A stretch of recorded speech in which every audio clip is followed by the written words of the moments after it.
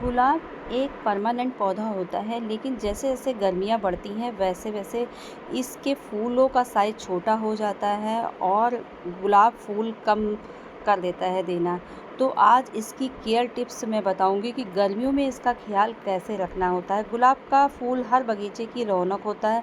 इसकी सुगंध और रंग बिरंगी किस्में जो होती हैं इसे खास बना देती हैं, लेकिन जब गर्मियाँ जोरों पर होती हैं तो यही खूबसूरत गुलाब का पौधा मुरझाने लगता है।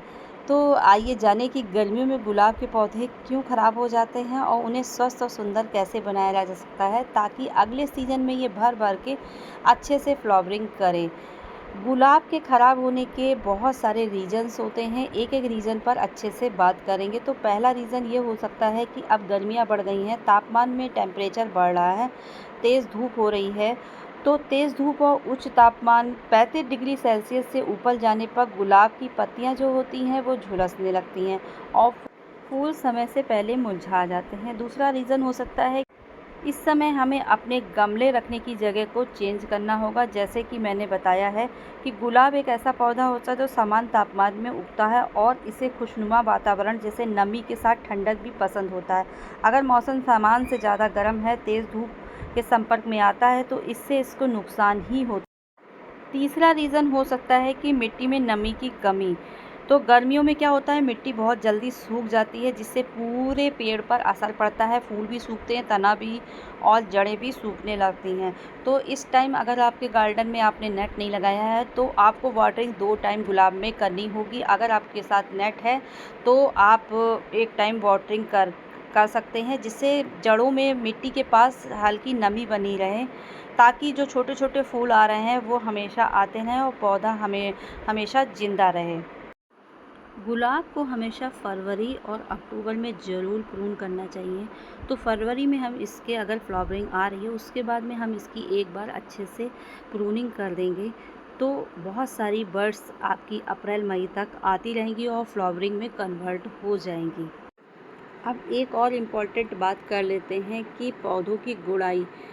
मिट्टी में जो भी पौधा लगा हुआ है गमले में, उसकी आपको हर 10 से 15 दिन में एक बार उसे उलट-पुलट ज़रूर कर देना चाहिए। इससे पौधे की मिट्टी में फंगस भी नहीं लगती, कीड़ों का अटैक भी नहीं होता है, पौधे में हवा जाती है, ऑक्सीजन का संचार होता है अच्छे से, पौधा अच्छे से फल फूलता है और अच्छी फ्लावरिंग करता है। काफ़ी समय तक, लंबे समय तक इसमें फ्लावरिंग होती रहती है। आपने देखा होगा कि मेरी मिट्टी में हमेशा नमी भी है, इसमें हर तरह के फर्टिलाइज़र का भी उपयोग मैं करती हूँ।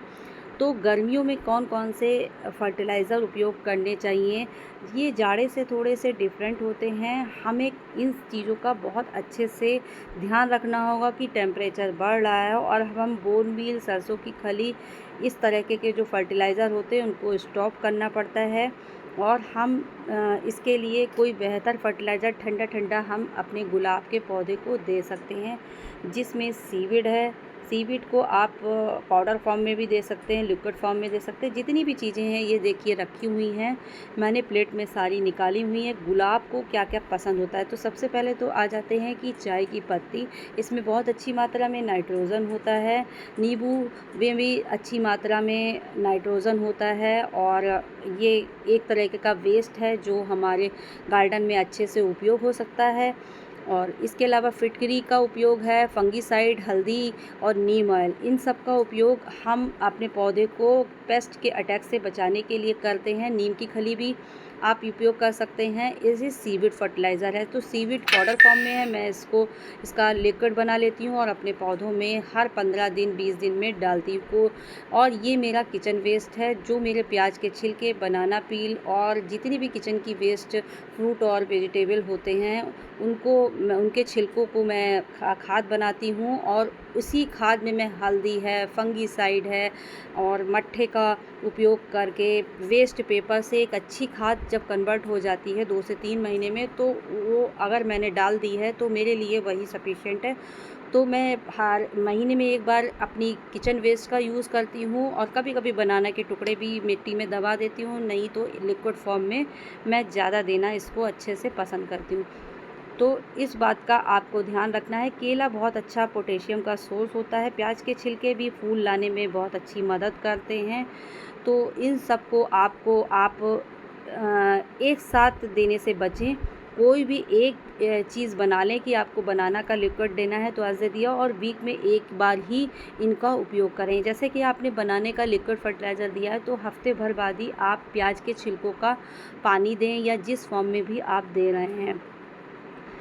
अब नीम के ऑयल का छिड़काव भी आप महीने में 2 बार सभी पेड़ पौधों पे करना चाहिए, क्योंकि गुलाब में बहुत जल्दी फंगस, कीड़ों का अटैक, पत्तियों पे माइट्स का अटैक हो जाता है। तो आप महीने में 2 बार इस पे नीम ऑयल का छिड़काव कर दें। बाकी आप मिट्टी में हल्दी, फंगिसाइड पाउडर डाल सकते हैं। मैं अपने किचन वेस्ट में ये सब चीज़ें यूज़ करती हूँ, तो मुझे एक्स्ट्रा डालने की आवश्यकता नहीं पड़ती है। ये एक सरल प्रोसेस है और सारा एक्स्ट्रा उठाकर मैं किचन वेस्ट बना लेती हूँ और पौधे में डाल देती हूँ। इसके अलावा मैं नीम ऑयल का छिड़काव करती हूँ। ये 2 चीज़ें मैं अपने गार्डन में यूज़ करती हूँ। इसके अलावा जब मेरे पास किचन वेस्ट की कुछ कमी हो जाती है तो मैं वर्मी कंपोस्ट, गोबर की खाद में से एक चीज़। इसके अलावा आपको जैसे ही आपके प्लांट पर फूल सूखने लगता है, उसको थोड़ा-सा 1 इंच नीचे से कट कर देना चाहिए। इससे क्या होता है कि हमारी ब्रांचेस भी मल्टीपल निकलती हैं और जो पौधा होता है वो अपनी एनर्जी को नए फूल निकालने में लगाने लगता है। तो इसको कट कर दें। कट करने के बाद में फंगिसाइड, हल्दी पाउडर इसकी टिप पर ज़रूर लगा दें। इससे क्या होता है, ये स्टेम सूखेगी नहीं। तो इस तरीके से आप अपने गुलाब का गर्मियों में ख्याल रख सकते हैं। ये कुछ पॉइंट है। तो उम्मीद करती हूँ आपको ये वीडियो इन्फॉर्मेटिव लगा होगा, और अगर आपको ये वीडियो इन्फॉर्मेटिव लगा है, बिगनर हैं, तो सब्सक्राइब करके बेल आइकन को दबा दें और नए-नए वीडियो का लुत्फ़ उठाएँ। Happy gardening.